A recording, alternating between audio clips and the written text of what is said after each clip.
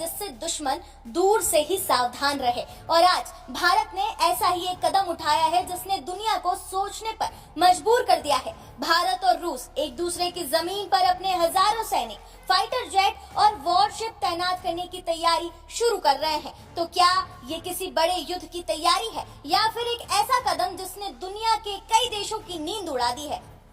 दरअसल बता दें कि भारत और रूस के बीच रिलॉस यानी कि reciprocal exchange of logistic support समझौता पूरी तरह से लागू हो चुका है। इसके तहत दोनों देश एक दूसरे के एयरबेस, नेवल बेस और सैन्य ठिकानों का इस्तेमाल कर सकते हैं, और वो भी पूरी ऑपरेशनल क्लैरिटी के साथ। इस डील की सबसे बड़ी ताकत इसकी क्षमता है। अब दोनों देश एक साथ 3000 सैनिक, 10 मिलिट्री एयरक्राफ्ट और 5 वॉरशिप्स एक दूसरे के क्षेत्र में तैनात कर सकते हैं। लेकिन असली खेल सिर्फ तैनाती नहीं है, बल्कि उस तैनाती को मिलने वाला पूरा सपोर्ट है, यानी कि रिफ्यूलिंग, रिपेयर, मेंटेनेंस, मेडिकल और ट्रांसपोर्ट, यानी पूरी युद्ध मशीन को कहीं भी चलाने की ताकत।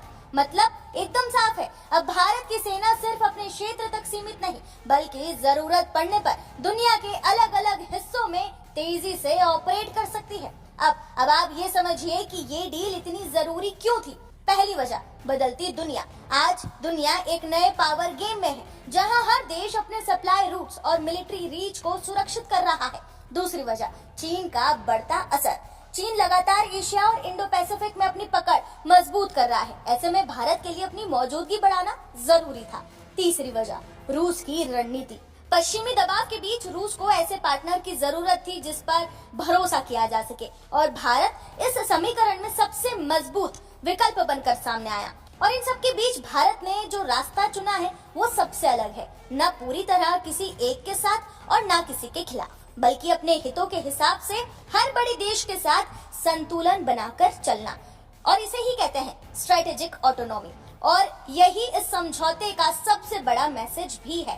अब आप ये समझिए कि इस डील से भारत को क्या क्या मिला। पहला, ग्लोबल रीच। रूस के पास आर्कटिक से लेकर यूरोप तक फैले सैन्य बेस हैं, और इस डील के बाद भारत को इन इलाकों में एक्सेस मिल सकता है, खासकर आर्कटिक, जहां भविष्य के नए समुद्री रास्ते बन रहे हैं, यानी आने वाले समय में व्यापार और संसाधनों पर सीधा असर होगा। दूसरा, लॉजिस्टिक, मतलब रियल पावर।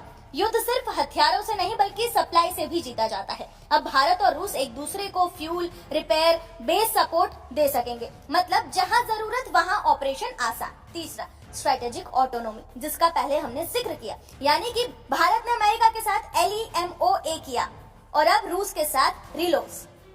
मतलब साफ है, भारत किसी एक गुट में नहीं बल्कि हर बड़ी ताकत के साथ संतुलन बनाकर चल रहा है। अब आप ये समझिए कि दुश्मन देश इससे क्यों चिंतित है। सबसे बड़ा कारण, भारत की बढ़ती पहुंच। भारत अब सिर्फ अपने इलाकों तक सीमित नहीं रहा, बल्कि यूरोप, आर्कटिक और एशिया में भी एक्टिव हो सकता है। खासकर चीन के लिए ये एक बड़ा संकेत है, क्योंकि भारत अब उन क्षेत्रों में भी मौजूदगी बना सकता है जहां पहले उसका असर कम था। दूसरा, भारत रूस की मजबूत साझेदारी का मतलब है कि रूस पूरी तरह चीन पर निर्भर नहीं रहेगा, और यही बात बीजिंग के लिए असहज करने वाली है।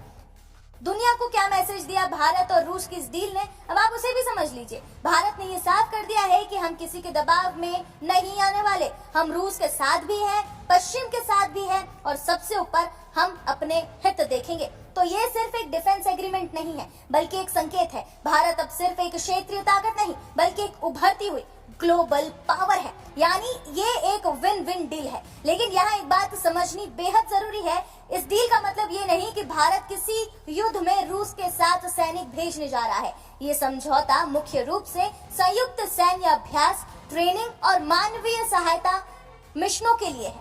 हर डिप्लॉयमेंट तय नियमों, समय सीमा और सीमित संख्या के अंदर ही होगा, लेकिन इसके बावजूद इसका असर बहुत बड़ा है, क्योंकि ये समझौता सिर्फ दो देशों के बीच सहयोग नहीं है, ये उस नई दुनिया की झलक है जहां ताकत का संतुलन बदल रहा है। अब दुनिया दो हिस्सों में नहीं बटी है, बल्कि कई ताकतों के बीच बट रही है, और इस नए दौर में वही देश आगे रहेगा जो हर मोर्चे पर तैयार रहेगा और किसी एक पर निर्भर नहीं रहेगा। और यही काम आज की तारीख में भारत कर रहा है। भारत ने इस कदम के जरिए ये साफ कर दिया है कि वो किसी एक ब्लॉक का हिस्सा नहीं बनेगा, बल्कि हर उस जगह अपनी मौजूदगी बनाएगा जहां उसके हित जुड़े हुए हैं। और यही वजह है कि आज दुनिया का हर बड़ा देश इस कदम को सिर्फ देख ही नहीं रहा, बल्कि ये भी समझने की कोशिश कर रहा है कि आखिरकार भारत किस दिशा में आगे बढ़ रहा है और आने वाले समय में दुनिया के हर बड़े फैसले में भारत की भूमिका और भी ज्यादा कैसे मजबूत होने वाली है।